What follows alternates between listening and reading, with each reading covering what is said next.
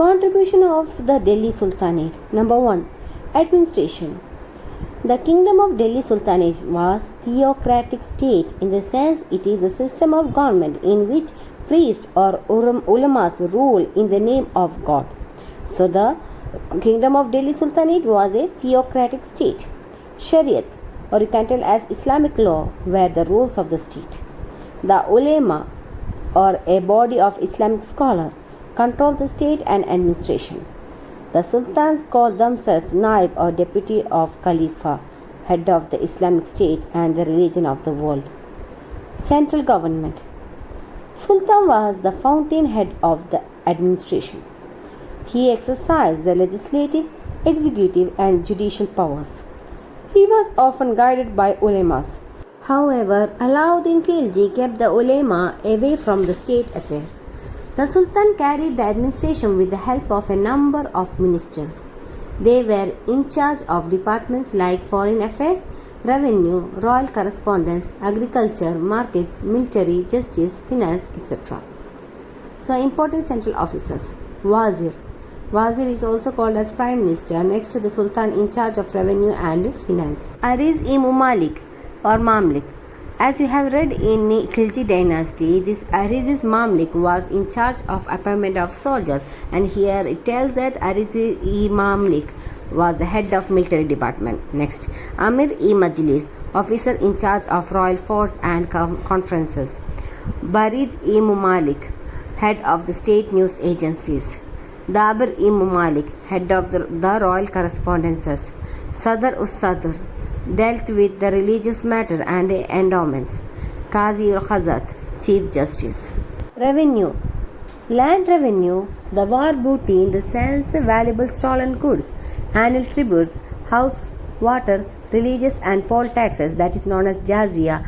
Jazia, as you have read in Khilji Dynasty, it is a tax was imposed on non-Muslims and they had to pay it along with other taxes like pilgrim tax and octroi. So here poll tax, that is jazia, etc. were the various sources of income to the state.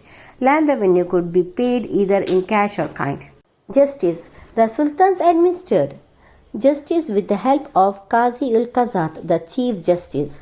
The Chief Qazi was helped by a Mufti, interpreter of Islamic law.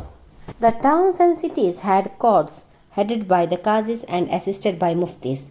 Kotwal was the police officer in charge of law and order. So you need to remember this name. Next comes to army. The sultans maintained a strong army. It consists of cavalry, infantry and elephant forces. The sultanate was primarily a military state. The sultan was the supreme commander. All ministers and officers except the chief justice and qazis were to render both civil and military duties. Diwan-e-Ariz was in charge of army organization and administration. Next, provincial administration. The sultanate was divided into a number of provinces called iqtas. So, each iqtas, in the sense this number of provinces, I told you that the sultanate was divided into number of provinces and these provinces were called iqtas. So, each iqtas was under a governor called Naib Sultan. The governor enjoyed absolute powers in his provinces. Who? This Naib Sultan. This Naib Sultan looked after the administration, collected the revenue and maintained law and order in his province. He maintained an army of his own. Suppose some sultans had the habit of transferring the governors and punishing them very severely if they revolted against the sultan. Each provinces, the iqtas, was divided into sheikhs and paragans. They were looked after by shikdars and amirs respectively. Village was the primary unit of administration. It had traditional officers such as Chowdhury, the Patwari and Chowkidar, etc. This administration is very much important. Next we are going to learn about literature. This period, in the sense the Delhi Sultanate period or medieval period, witnessed the growth of Persian and vernacular literature. Persian poets of Central Asia sought or requested shelter in the court of the sultans of Delhi. Amir Khusro was the most outstanding writer. He was called the parrot of India. You can expect a question, who is known as the parrot of India? Amir Khusro. Qaziyanul Futuh and Turkish-e-Alay were his work. Whose is Amir Khusro. Amir Hassan Dehalvi wrote sonnet. Sonnet means a 14-line poem with a fixed rhyme. Badruddin, Maulana Muhyiddin, Umrani and Hassan Nizami were some of the great Persian writers. Muhammad bin Tughalak and Firoz Shah Tughalak were great scholars.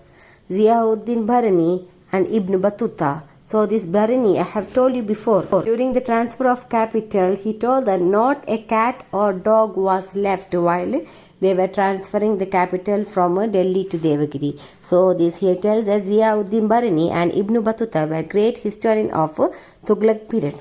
Shamsi Siraj Afif completed the work Tariq-e Firozi Shah, which had been left incomplete by Barani. In the sense, this Ziauddin Barani, he was a political thinker, as you all know.